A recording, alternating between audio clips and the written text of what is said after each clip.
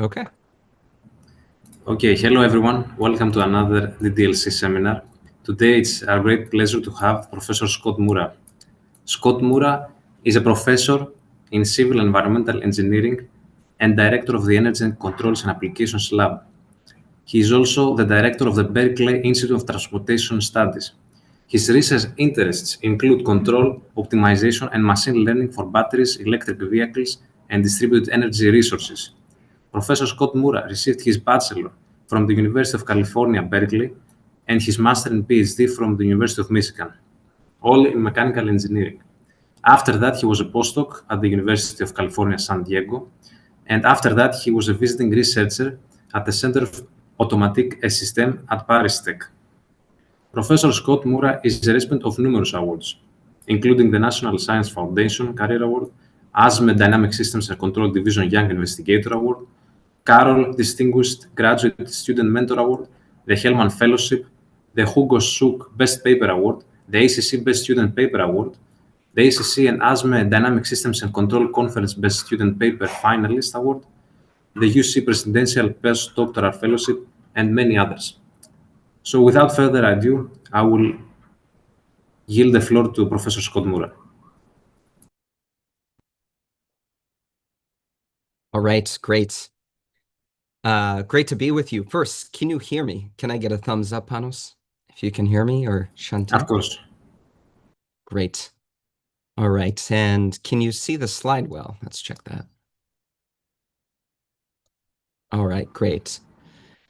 So it's a pleasure to be with you all today, and it's a pleasure to give a talk in DDLC here at Cornell. I have to say that I've admired Cornell since I was even a high school student. I was debating between, going to Cornell and going to Berkeley as an undergrad. So there's some other pathway in life where I would have been at Cornell, and I'm sure I would have enjoyed it. And I visited the campus several times.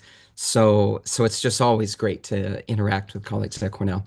So today we're going to talk about learning estimation control for batteries. And my goal isn't for you to be an expert on learning estimation and control for batteries. My goal with this talk is to give you an idea of what are the challenges with batteries when it comes to modeling. That's where learning will come in. Estimation, why is that a problem? What are the interesting challenges? And same for control. What are the challenges and opportunities for control, especially in these modern times where we have new tools from the field of learning? So let's jump right in. As was mentioned, my lab is called ECAL, Energy Controls and Applications Lab, and my own training is aligned with this seminar series. It's in dynamic systems and control, optimization, data science and AI, and learning is, now sort of bringing a different sort of life into these topics. And we work in a telescoping set of applications. At the small scale batteries, which we'll talk about today, one level up, we also work on vehicles that are automated, connected, and electric. And then one scale up from that, we work on what I call infrastructure systems. So I'm in civil engineering now. I'm a professor of civil engineering. And we've gotten into the interaction of transportation infrastructure and power infrastructure. But actually, batteries are the core of this telescope, right? It's the pillar through the middle that connects all of these things, storage. Our most important product of the lab is people. That's the first thing I try to get across to everybody is there's no illusion to what I do in life, in my mind. It's not producing a patent. It's not producing some tech that I see in someone's hands or on the road. I think my most proud accomplishment is going to be the team, the people that we create and the multiplicative impact that they have after that. So this is our group today. And then this is our product list historically. So these are alumni, and I'll pause here for you to enjoy and see, their names and their current institutions. So of course you can see across industry, many have gone to academia as well. All right, now we're going to talk about batteries, and I'm going to teach you a little bit about batteries, and I'm going to highlight a few things that we've done, but I want to give you a feel for the portfolio of our research. We've worked on model identification. It's really learning models from experimental data. We've also worked on state and parameter estimation problems. These are in the battery world known as state of charge estimation or SOC estimation and SOH, state of health estimation. And there's many different generations of models and algorithms we've developed that incorporate more or different physics. We've also focused on the pack level. What's interesting here is you're focused not on one battery, but many battery cells that could be non-uniform and the power electronics that connect them. Later, we'll talk about fast charging, so I won't say more there, and also diagnostics. So this is about safety. Might it explode? Can we detect when it might explode? All right. Now, the other thing that we've done or has kind of come out of the lab is a startup known as Watt Time, which produced a project called Climate Trace. And this is kind of going way broad for a sec, but I want to highlight it just for a moment. So this nonprofit startup, Watt Time, and the project Climate Trace. To tell this story, I'm going to tell the story by starting with former Vice President Al Gore. So, as you may know, Al Gore was a key architect on the Paris Climate Accords that occurred some years ago. And there was one problem coming out of the Paris Climate Accords, at this conference of parties, COP conference. Actually, in New York City, you're at Cornell in New York State. In New York City, just the other week, there was Climate Week, which is kind of a light version of the COP uh, event that I'm referring to that was in Paris. So here, countries and regions make commitments to reduce their greenhouse gas emissions. And after COP in Paris, there was a problem that vexed Al Gore.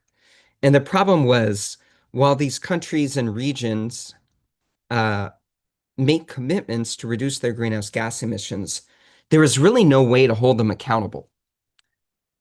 You know, if you can't measure it, you can't improve it, right? And how do you measure it? How do you improve it? So enter Watt Time, which got a grant from google.org to use machine learning and AI on satellite imagery to basically create the world's first global greenhouse gas inventory for the entire planet. And so let me just demonstrate it because that's the best way to understand it. So if you go here to climatetrace.org, you'll go to this landing page and you can click Explore Map. And in this map, you can basically type in any place in the world, and it'll give you an inventory of greenhouse gas emission sources there. So I'm going to go to my home state, California, and you can see there's 480 tons of CO2 equivalent that are emitted per year. Here it's on 2024. And you can find point sources. So in the East Bay near Berkeley, we have some oil refineries. You saw a Chevron one. And then there's also from transportation. So shipping, Port of Oakland is one of the largest ports in the West Coast. You've got the Oakland Airport there. And then I'm going to go into the Central Valley. So this is in rural communities, and this is different. You've got waste disposal sites. These are like landfills. And rather than CO2, that's going to be more heavily about a different type of greenhouse gas, methane, CH4, right? Which actually has a larger intensity of global warming potential. Also, a lot of greenhouse gases that come from cattle operations. So this is quite literally cow burps, and you can see the methane from there. So that's quite cool. You can get literally point sources. So regions all over the world can actually identify from the satellite imagery where are the largest sources. Here, I'm clicking on the inventory for the entire state of California. You can see transportation is the largest, and you can see the largest sources there as you scroll up and down. This is all done with machine learning and AI algorithms from various satellite imagery, uh, not just in the visual spectrum, but in other electromagnetic spectra. Okay. Um, Now, let me further set the stage for batteries, if I may. So, globally, on Earth, we emit 51 billion tons of greenhouse gases. Actually, it's 60 billion tons that we've discovered with Climate Trace because with satellite imagery, we discovered some dark shipping vessels that are using bunker fuel that is very emissive. Okay, but let's just say 51 billion for a moment. And this is how it breaks down. Um, so actually, the largest sector is manufacturing, which I'm really not going to address here. But that is where there's huge opportunity to reduce greenhouse gas emissions. The next sectors are electricity, and really it's all about coal, right? Coal is the biggest contributor there. Meanwhile, you have agricultural, transportation, and heating. Now, a lot of what's happening is we're decarbonizing the electricity sector and electrifying heating and cooling, transportation, and different processes having to do with agriculture and some processes having to do with manufacturing. Now, when we talk about batteries, there's a lot of interest in transportation, but also the support that batteries provide in the grid. Now, this is globally. If you look at a particular country or state that is economically developed. So let's look at California. California is the fourth largest economy on planet Earth. And this is what the greenhouse gas inventory looks like for a well-developed economy, you know, in this case, California. And what you see here is that it's heavily transportation. So California has had policies that, of course, are shifting in this moment due to things happening at the federal level, but very focused on decarbonizing transportation because it is the largest contributor of greenhouse gas emissions, right? And so electrification has a big part to play in this as we're switching, from fuels largely to supporting from our electric grid, which is also getting decarbonized. I should probably pause for a sec and say, why do we want to reduce greenhouse gas emissions? I don't have a slide on this, but I'm just going to show you my face. So, um, it's not about climate warming. It's about climate weirding and more extreme climate. My parents lost their house in the fires that were in Los Angeles in January of this year. Their house burned down due to more extreme climate. Mind you, it was winter, not even summer. And there was like 100-mile-per-hour winds, super dry climate. And there are many other factors that contributed to that. But I'd like to avoid that. I'd like to avoid my family losing their home. Um, yeah, because that created disruption. Now, thankfully, my family is doing quite well. But I feel for the community that they're in and other families, other people that might not be able to recover so easily. Uh, okay, so that's my personal motivation. Now, when we talk about decarbonizing electricity in California, I need to talk about the very famous duck curve. So this is actually a very old slide, but it's very illustrative. So give me a moment to go through it. Here's what you're looking at. You're looking at 24 hours on the x-axis, 12 a.m. to 12 a.m. And on the vertical axis, you're looking at net demand. Net demand means total electricity demand in the state of California, total minus renewables. Okay. So basically, sorry, that's RE for renewable energy. So basically, this is the remaining demand that dispatchable generators need to follow. From a control theoretic point of view, look at this like a reference tracking problem. So these trajectories are references you want to track with actuators that are your fleet of distributed dispatchable generators. And the point here is, this net demand in 2012 looked like this, but they were projecting forward in the year 2012 what the year 2020 would look like if we had a policy of 33% of all electricity generation had to come from renewables and largely from solar. So the belly of this duck here is largely solar, right? So, solar has this interesting property where uh, annoyingly, the Earth rotates around the sun, and so we're not exposed to the solar irradiation constantly throughout a day. It has this diurnal cycle, right? And so the point of this is actually this ramp. So think of this as a reference tracking problem where you've got this very extreme ramp that occurs in the late afternoon and evening. So that's highlighted by 13,000 megawatts in 3 hours. Now, it turns out that some generators cannot ramp quickly. And those include nuclear, like Gen 4 traditional nuclear. I'm not talking about the small modular reactor that's getting a lot of froth at the moment. But coal, nuclear, those can't ramp up and down quickly. All right, now clearly this is very old. The year is 2025. What actually happened? So this is actual data that I pulled from springtime. This is actually 2024. It's even more extreme in 2025. But here's what it looks like. So first and foremost, you can see that, the duck curve happened, right? We've got 16,000 megawatts ramp in 3 hours net demand in the evening here.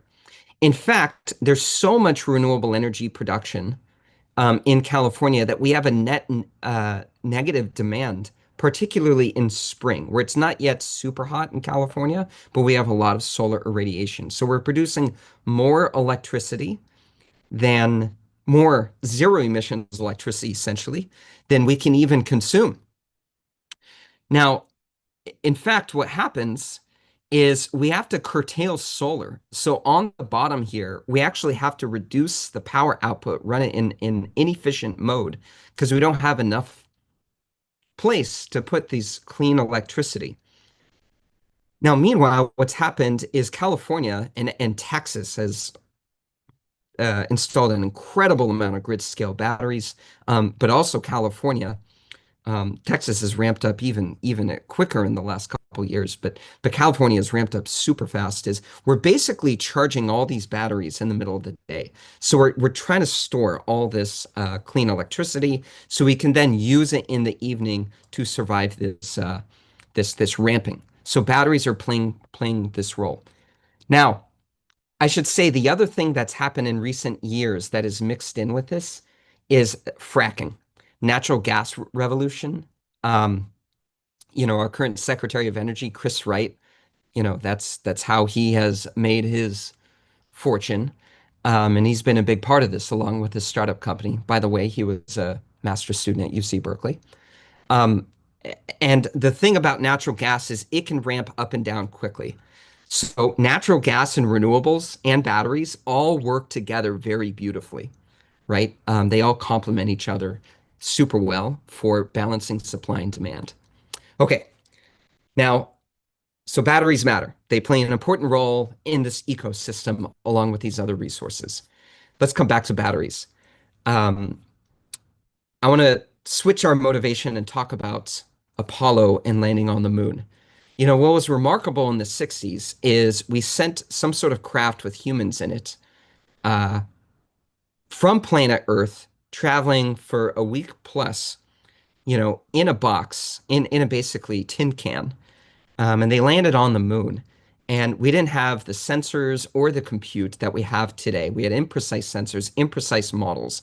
How did we do that? We did that with Kalman filters, nonlinear Kalman filters like the extended Kalman filter in the 60s. Now, when it comes to batteries, it was in the year 2004 that Greg Plett, a professor at the University of Colorado Springs, he wrote a triplet of papers on EKFs applied to battery models, like circuit models of batteries. And that really was seminal work that Greg Plett did, in which there was no one publishing on this. And then all of a sudden, there was an explosion of research. And this is only until 2020. I should pull this data from 2025. There's this exponential growth. And now this is the key software. The same theory that took man on the moon is good enough also to help us understand what's happening in batteries. So, what I found is actually controls and chemistry go together well. There's an intersection of fields that I don't see a lot in our community, chemistry and controls, but and electrochemistry and controls specifically, and they really do go together, and that's what you'll get a flavor of. So the feedback loop looks like this. You have your battery cell. There's certain things you can measure, the terminal voltage and the temperature.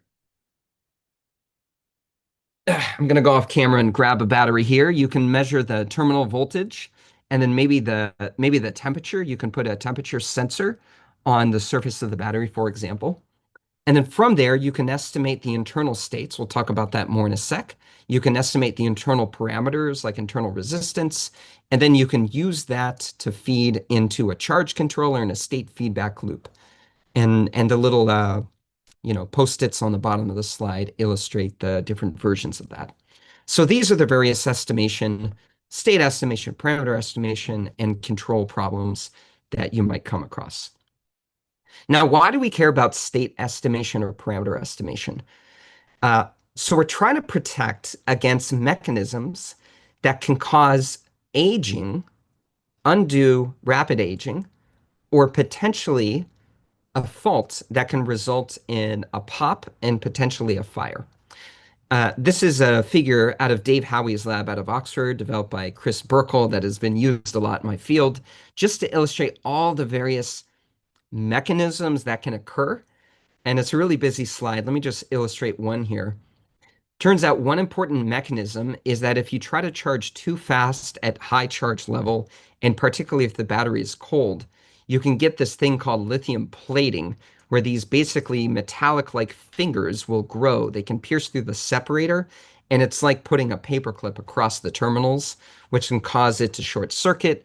And that's been the source of a lot of fires that you may have heard of over the years in the news, like with the Boeing 787 Dreamliner or the Samsung Galaxy Note, you know, et cetera.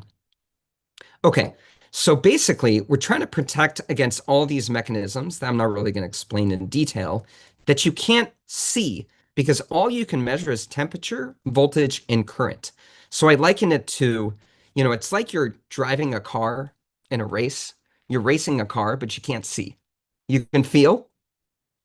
So you have like a rough sense of the vibration coming up from the road, but you can't see. So for this, we need really good mathematical models, and we need to really maximize the value we get out of the limited sensing we have. And traditionally, the way batteries are operated is with a performance envelope. So I'm going to use some jargon that is often used in aerospace. We've got this performance envelope defined as like box constraints on maybe what we can measure, cell current or terminal voltage. But these are kind of clumsy proxies to box constraints on states. Things like, and I'm not defining what they are exactly, just understand it as an internal state that you can't measure over potential surface concentrations.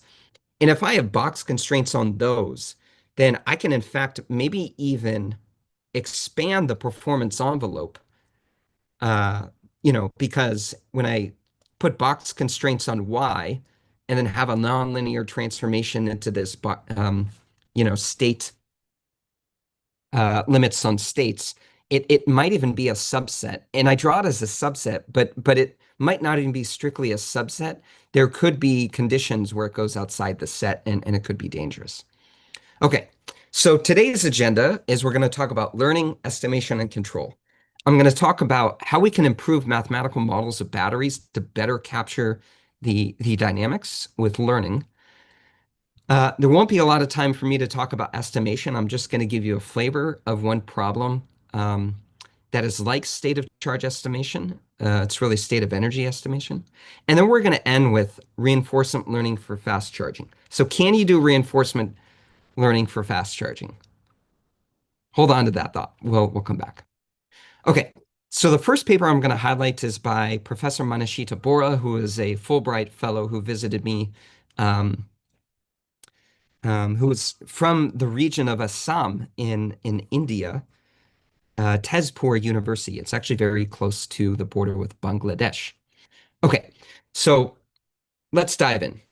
This is going to be about improving mathematical models for so-called lithium iron phosphate batteries, which are particularly challenging. So why do we care about lithium iron phosphate? The answer is these particular cells are cheap. Also, iron, Fe, is abundant. That is, some other elements that are used in batteries are concentrated in certain countries in terms of where you can mine them from planet Earth.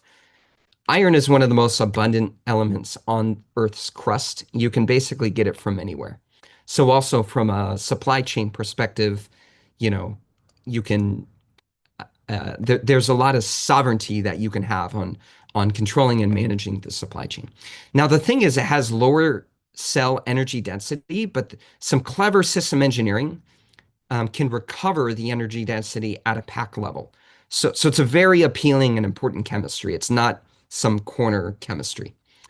It's becoming a more dominant part of the market. But it turns out there's some really interesting modeling challenges. The first one is that, the way batteries operate is they have these particles in which lithium diffuses on the inside. I'm going to get a little wonky here. And you can model this as a sphere, and you can model it as diffusion, like a heat equation. But the problem is it doesn't diffuse homogeneously, which is fascinating. It turns out that it has this two-phase behavior where you basically have this moving boundary where there's like a lithium rich, like a really high density lithium phase, that's this dark region. And then you've got this lithium poor region. And instead of diffusing in this more homogeneous way with like a heat equation, a very simple, parabolic PDE, you've got this moving boundary thing, which is, way different than other chemistries. So that's wild and different. The other thing is that the measurement function in a control theoretic sense, in a system theoretic sense, denote this like y equals h of x. It turns out that it's basically flat, which means you've got almost zero observability of x with respect to y. Now, that's what the figures here on the right are showing. Basically, the y function is is is the black curve here for LFP, and you can see it's roughly flat, and it has something to do with the electrochemistry and its properties, as opposed to this nickel, cobalt, manganese type of chemistry, which has a much more gentle slope. So it's got better observability properties. So, in other words, a small error in your voltage measurement can create a huge error in your state of charge. So we need super accurate models with LFP, like way more accurate than this NCM chemistry, so we can resolve that difference. So here's the idea. To recover this, wild diffusion dynamics, we're actually going to use something called fractional order models. And also, to better model this output function behavior, we're going to use neural nets. So let's dive in. First, let's focus on this integer order models. Now, some folks in the controls community have come across this, but it's, I think, a small area. And it's very fascinating. So, we're used to ordinary differential equations where you have this sort of structure. You've got some derivative operator on your state x is given by some nonlinear function of x, right? And this derivative operator, we think about it as having integral derivatives, 1, 2, 3. And these are often embodied in equivalent circuit models by these capacitors. Now, what if you could have a derivative in which it wasn't one derivative or two derivatives, but you had, in some sense, fractional order derivatives? It's kind of a wild thought the first time you come across it. So what does that even mean? So this is a field known as these fractional order models, right? And it turns out that these can be realized by so-called fractional capacitors or Warburg components in these equivalent circuit models. And it turns out that diffusion dynamics that I was just talking about in the previous slide, to model them really well, it turns out that these fractional order models are key. Okay? You'll see a little more in a sec. Now let's talk about the stability of fractional order systems. So in our linear systems courses, we learned that basically, for a linear system, if you take the A matrix or, if you linearize and get the Jacobian and you look at the eigenvalues here, then if the real part is strictly negative, it's in the left half side of this real complex plane, then it's stable. What's fascinating with these fractional order models, though, is it actually has a larger stability region. This is nuts. Where it's actually given by this sector condition that has to do with alpha, where alpha is this fractional order parameter with the fractional order derivative. So it turns out that that property is very important when you're designing observers or controllers and the like with these fractional order systems. Okay, so just a bit of background. All right, now our contribution here is to use these nonlinear fractional order models. Turns out that the parameters will be state dependent. And then we'll combine that with a physics-informed neural network to better capture the unknown and unmodeled battery physics, which turns out to be a particular problem with these lithium iron phosphate cells. So we're going to talk about a fractional order model. Then we'll talk about combining that with a neural net. You'll see that briefly. And then we'll put this together to get a fractional order with the physics and based with a physics-informed neural net just by putting these together, and then we'll validate that. So the fractional order model, you can understand this way, is it turns out in the battery field, they like to do tests they call electrochemical impedance spectroscopy, which is just their jargon for a Nyquist plot, right? They just, inject a sinusoidal current and then they measure the sinusoidal voltage on the output side with a small magnitude, and then you get this sort of Nyquist plot. They call it electrochemical impedance spectroscopy. Actually, a good name. I think it's very, very representative. So really what I want you to focus on is this part. It turns out that the low frequency range is this part that goes up and to the right that has to do with the diffusion dynamics.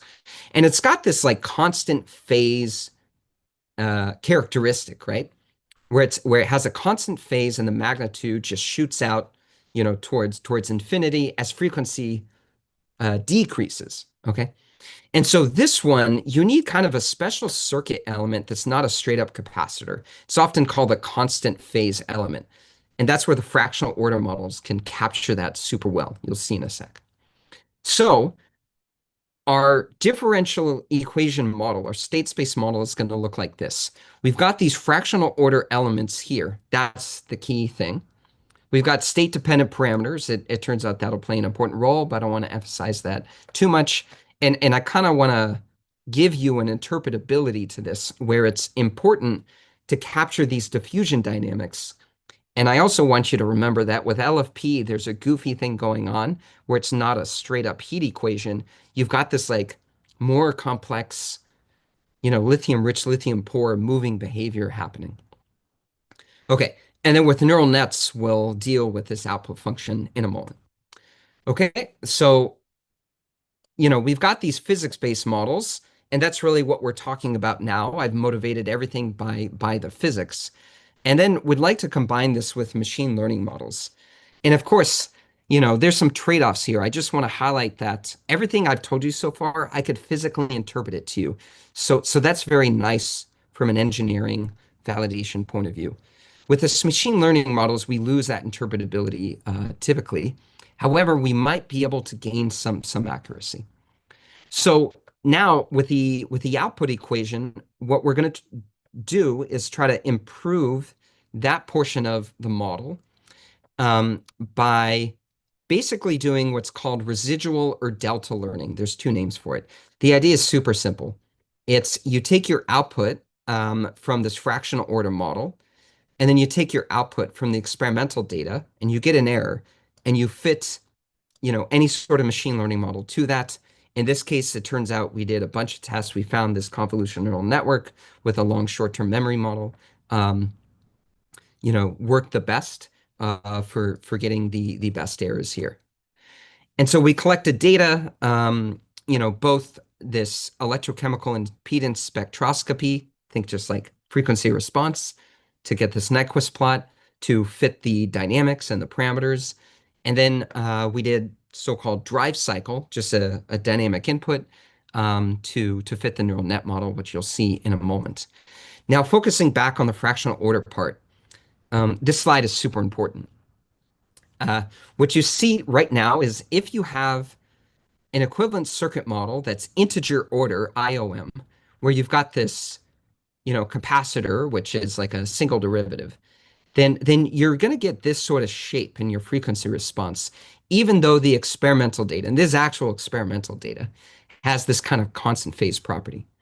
Now, if you add more circuit elements, okay, then you can kind of progressively better approximate this constant phase type of behavior, but you're going to get higher order state space model, and then you're adding more and more parameters to it. Okay. This is the key point. This is the punchline of the joke, is that if you have this so-called constant phase element, and that's really this fractional order differential equation, then boom, you can match this much faster. And that's really key. It gives you much more modeling power. Okay, so we did that for the dynamics part. And then we, used a driving cycle profile that mimics what a battery would feel if we're in a vehicle. And we use that to get data for the states from our integer order model, which we could then use with the measured voltage to train the neural net. And then what we get is this fractional order pin, which is in red, and you can see kind of a highlight of this. And then our benchmark models, we benchmark this against an integer order model with constant parameters, an integer order model with state-dependent parameters. And so with this, we could basically compare against the benchmarks with measuring the root mean square error, compared to the experimental voltage here. And what we found is we could really drive this error down, which turns out to be very hard for LFP.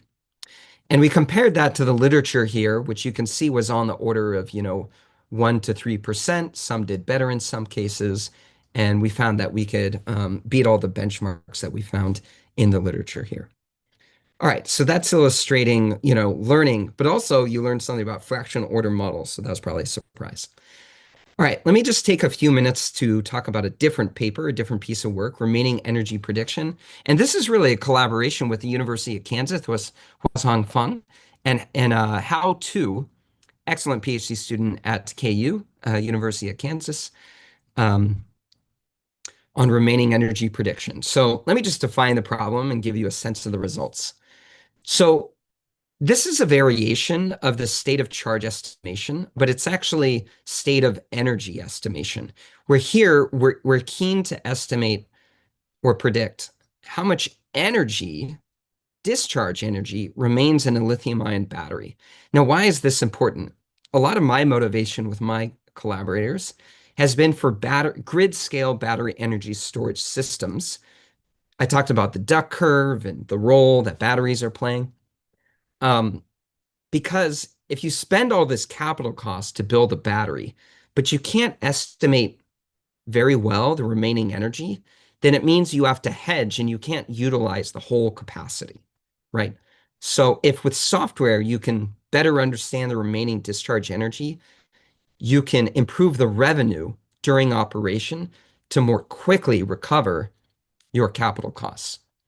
Now it turns out that How To, he did an internship at Lucid, so he had an inside look at that company. And one thing I'll tell you is Lucid, the CV company, when they tell you the remaining range in the EV, it is very literally a remaining discharge energy estimation that they're doing. They're actually taking into account how you might drive, not just saying here's the charge as a percentage and then just using some efficiency factor, to convert that into range. So it is properly a remaining discharge energy. Okay. So what's hard about this though is that under discharge, particularly at high C rates, that means high currents, you might hit the voltage lower limit at which you can't discharge anymore, even though there's still charge remaining. So it's the difference between X being at the lower limit and Y being at the lower limit in a system theoretic sense. So the high level approach here is given the current state, like the state of charge and how much you're discharging, over some forward horizon, you could then compute the time to reach the terminal voltage or a temperature limit or some other constraining limit. And then from that, you can estimate the remaining discharge energy, which is defined here. So this remaining discharge energy is basically the voltage times the current here, integrated over time. So it's power integrated over time. And so the challenge is basically to estimate, various components of this equation. Now, here's an illustration of what it looks like. if you're estimating the remaining discharge energy here using only V min and you're ignoring temperature, for example, then you might be overly ambitious in how much discharge energy you can get out as a function of C rate. C rate is just scaled current over time. If you take into account voltage and temperature, because at some point temperature might become the binding constraint, then the remaining discharge energy you can see can be less. So here's the error between A and B, and you can see that at higher charge rates, you can get a large error here. So that's what we're trying to account for. So here we came up with a similar structure. You've got some sort of circuit model, also a circuit model for the thermal dynamics. I'm emphasizing that's an important point. And then there's some sort of residual delta learning. There's some key elements into that structure that I'm not going to go into. We then collected data. This is the lab set up at KU. And then from that, we could train our models that combine neural nets with these circuit models, and then we could validate it on different chemistries. This is a nickel, cobalt, aluminum chemistry. This is like what's in basically every Tesla vehicle sold in North America at the moment is this NCA chemistry. And similarly with this LFP chemistry that I talked about in a different section. So here you can get a way better estimation of how much energy is remaining. Very important for EVs, honestly, even more important for drones, right? Because if you run out of energy, you fall out of the sky. In a ground vehicle, you might just pull over to the side of the road. Okay. Um, yeah, let me now go into fast charging with deep reinforcement learning. So this is work that was really initiated by Sehong Park, who now works for Apple. Um, and so he wanted to ask the question, can deep reinforcement learning be useful for fast charging? So first, let me just give some context here. I follow a lot the EV industry and the performance of different vehicles, and it's super interesting how this field is changing. And here I'm showing data that was collected from Inside EVs some years ago that compares the trajectories of current, C rate is just scaled current, for different vehicle models here. And it's interesting because different vehicles, different manufacturers have completely different strategies in how they fast charge the battery. So what's going on here? I mean, why do these curves look this way? What is their strategy? And which one is fastest? So the green one, which turns out to be this Ionic 5 from 2021, has this wild trajectory. It's doing some very interesting things here. Um, then you see, say, like Mercedes, right? This red one, which doesn't have as high of a peak, but it's got like a more gradual tailing off. Then you have a Tesla, which has a much higher peak, but then drops off much quicker. So what's faster, the Tesla or the Mercedes? If you're going from like maybe 10 or 20% all the way to 80%. So here's a table. I mean, the Honda Ioniq is the fastest. Um, but actually the Mercedes and like a Tesla Model 3 or even a Tesla Model S, that this Mercedes is actually a bit faster. So they sacrifice peak to have a more gradual curve. So it's very intriguing, right? Because, you might look at these examples and you might wonder, I mean, how did they determine these fast charging curves? And, to what extent does a understanding of the physics help you? And to what extent might you use reinforcement learning to discover the curve? So that's the question. Can you uncover new insights on fast charging with RL? I'm just going to give you the punchline. The answer is no. We think the answer is no from exploring this over the years, but it does provide some interesting advantages. There's a lot of froth. I'm going to be unfiltered with you guys for a sec. There's a lot of froth around AI. There's a lot of froth around RL. And I'll say it to you straight. When I review papers, I sometimes wonder to myself, uh, are they trying to advance knowledge in the field, or are they just trying to advance their career by combining the right buzzwords? So I implore everybody listening to this, try to advance knowledge in the field if you can. And if you do that well, your career will also advance. Uh, yeah, so there are some limitations, right? And I want to highlight those for a sec. I also want to give credit to the history of reinforcement learning that really does come from the controls community. It really starts well, let me start with Richard Bellman in the 50s, who worked on what he called dynamic programming, which led to the field of Markov decision processes, optimal control. Professor Cornell, Andreas Malikopoulos, did a lot of amazing work when he was a PhD student on those methods with like internal combustion engines. I think of him often when I think of those methods. Then the 70s to 90s, it was Paul Werbos who, in his PhD thesis, came up with backpropagation. I was listening to a podcast this morning with John Stewart and Jeffrey Hinton talking about the origins of neural nets, and Jeffrey Hinton was talking about backpropagation. He's really talking about Paul Werbos. Paul Werbos was an NSF program director, by the way. Then Chris Watkins in '89 came up with Q-learning, and then Dmitry Bertsikis, uh, he wrote these textbooks where he called it neurodynamic programming. And at the time, if you read those textbooks, it's interesting. It's kind of before deep learning, where we didn't have the computation and data that we have today, but he laid out really the theory on how you do this. And now this has exploded with all the computation and data that we have. So deep RL for battery models. On the right, you've got this like electrochemical diagram for how batteries operate. But if we kind of bury that into this system or environment, as they say in reinforcement learning, where you've got the state, we'll talk about the state in a moment, and you've got the action, that's the current. Can you use reinforcement learning, for example, in this actor-critic type framework, to learn something new about fast charging? So here, Sehong used deep deterministic policy gradient. I want to give credit to Sehong, right? Because he was the first one to really use neural nets.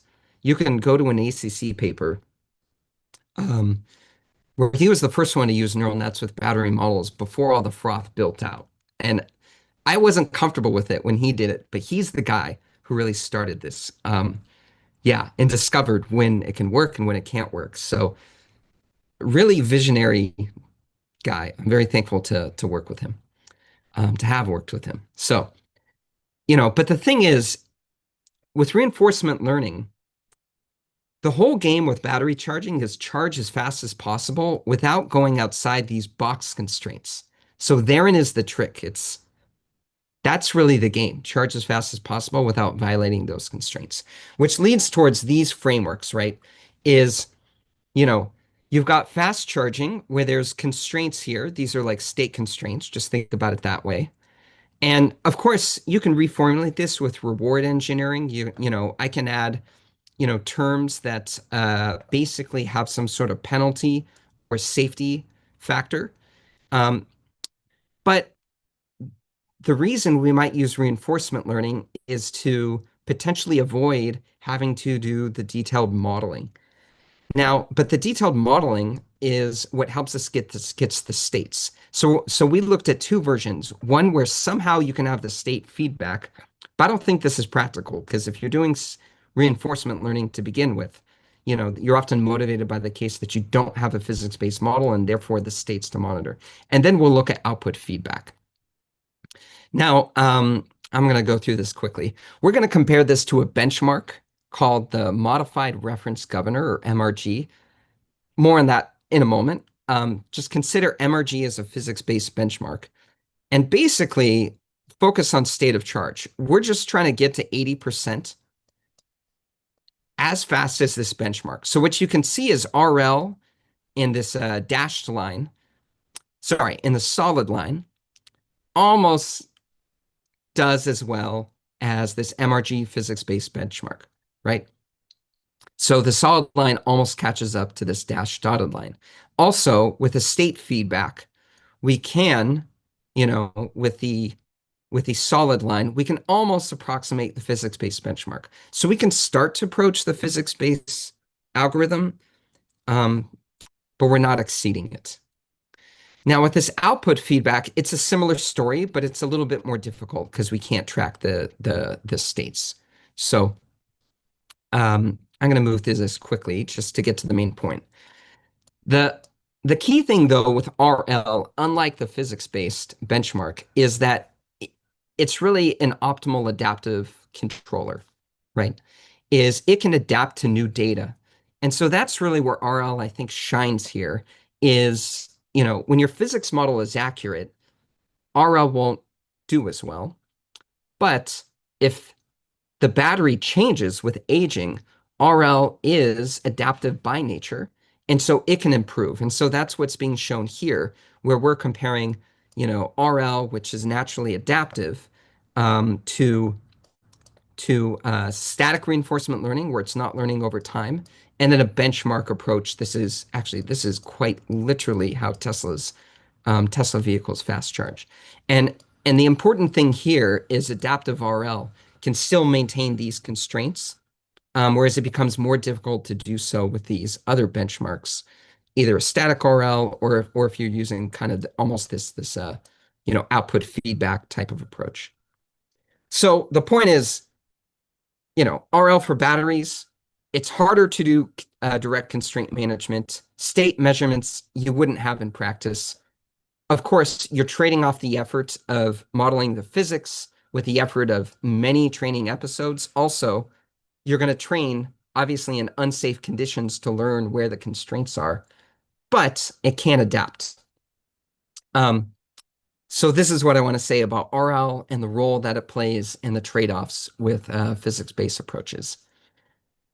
I'm going to just say one word about this modified reference governor, which is that with Luis Couto, who was a visiting student at the time from Université Libre de Bruxelles, the university in Brussels, where he combined physics-based models, state estimation, adaptation to make the first ever electrochemical model-based control algorithm, which allowed us to achieve fast charging times unprecedented by using electrochemical models instead of these equivalent circuit models.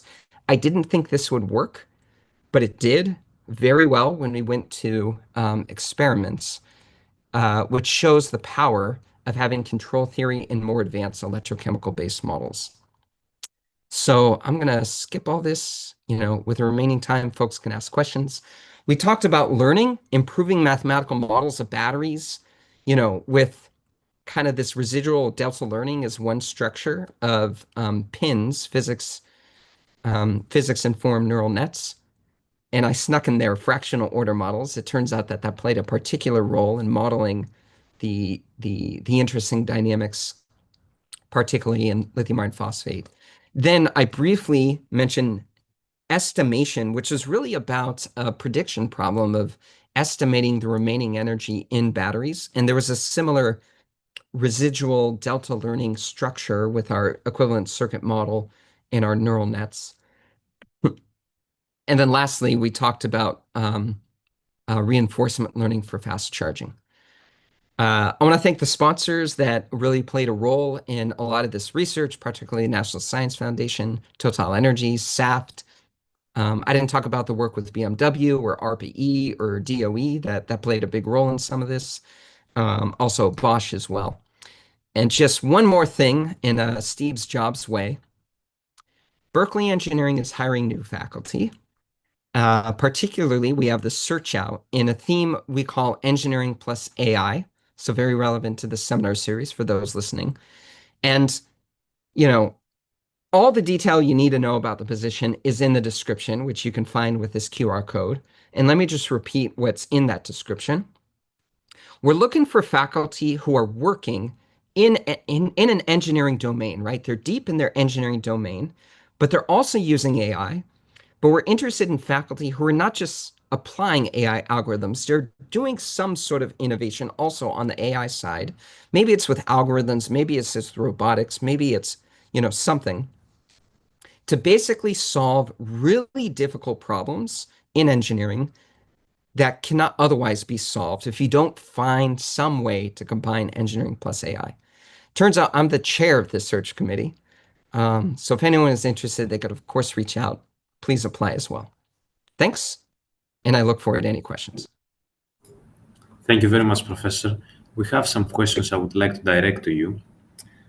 The first question is from our professor. When our laptops or phones tell us how much battery is left, it often feels like the numbers don't quite match up with how we're actually using them. For example, the battery might be draining faster, even when the device is just sitting there. I'm really curious to hear your thoughts on why this might be happening. Yeah, let me actually go back. That's very because there's one picture here that's really illustrative.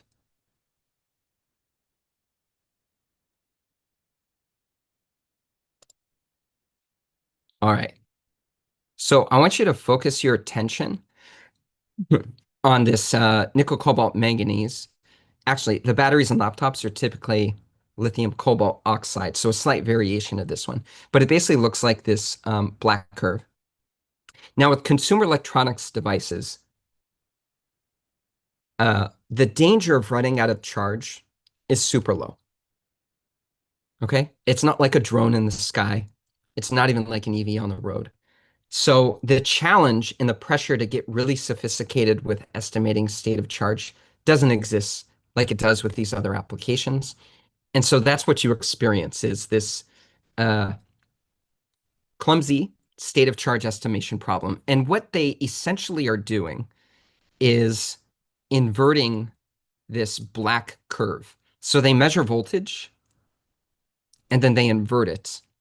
But the black curve, I'm going to say it mathematically now, is just the equilibrium structure.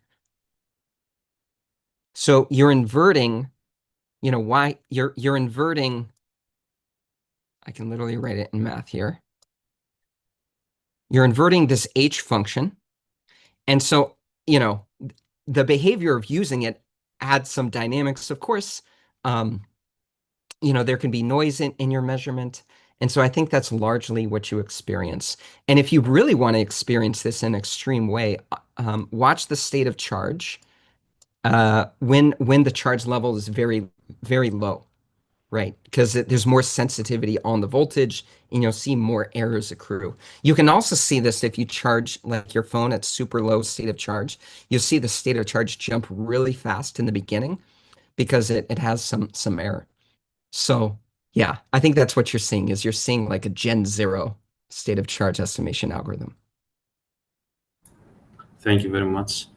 The next question is based on the discharging model developed, what recommendations would you give to electric vehicle drivers for using the battery more efficiently and maintaining its health to slow down the battery aging?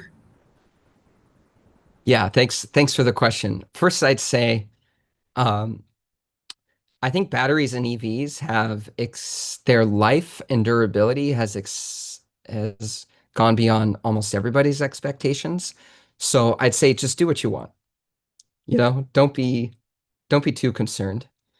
Um, yeah, I'll also mention that, in recent years, EVs have become affordable only through lease deals, and over time you give it back with lease deals. So then, who cares? You're going to give it back to the manufacturer.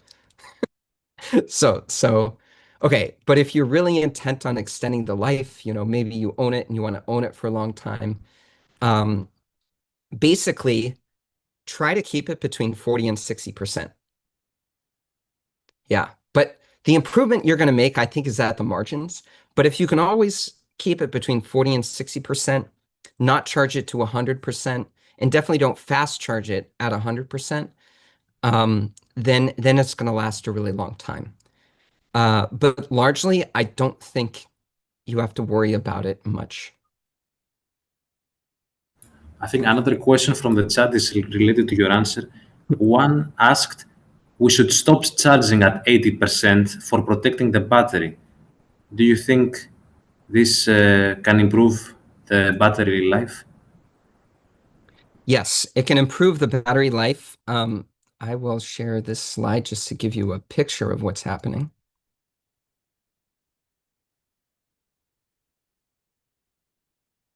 So once you start charging beyond 80%, what happens is these lithium ions are diffusing into this the anode side into this material.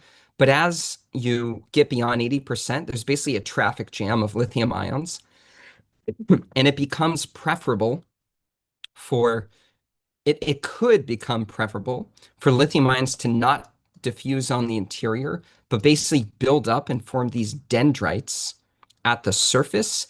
And it has this thermodynamic property where instead of building uniformly, there's a preference to plates where there's already lithium plating, which forms these kind of fingers and eventually could short circuit. Now, with the advancement of manufacturing and making it more and more uniform, I think this is improving over time. It turns out it's more of an issue in the NCM chemistry and a lot less of an issue in the LFP chemistry that I discussed. But if it does occur, it can be obviously catastrophic. So the way I charge my EV personally is I take it to 75, 80%, and I don't really go past it unless like maybe I'm about to take a long road trip. Um, yeah, so I think with modern EVs, it's become less of an issue. But what's motivating a lot of this research is many other applications where you invest a lot for the capital cost of the battery and you want to recover that. So you want to maximize the use of the whole window, right? So therein is what really motivates the research I'm doing. If you're thinking, he's saying, we're doing all this work to estimate the state of charge, and he's saying, or state of health, and then don't worry about it. That like on one hand, that's true for the consumer and the EV, but on the other hand, for a lot of other applications, we want to push the envelope. Thank you very much. Another question is related to the duck curve. Do you think that electric vehicles could help flatten this duck curve if they are charged smartly? Yes. Well, so electric vehicles charging are only additive to the duck curve, right? They can't subtract. I mean, it depends what is your baseline. If you consider your benchmark baseline is that duck curve is including just the like the background demand of even EVs charging, you could slow it down. So there have been some really interesting studies. Tomorrow I'm hosting Alan Jen from UC Davis, who's been a really big thought leader on this, that as we electrify more and more of the fleet, those actually the big problem is in the distribution level. So this is the part of the power system that is touching homes and businesses, right? It's at the edges, and you could overload that infrastructure as you electrify more and more.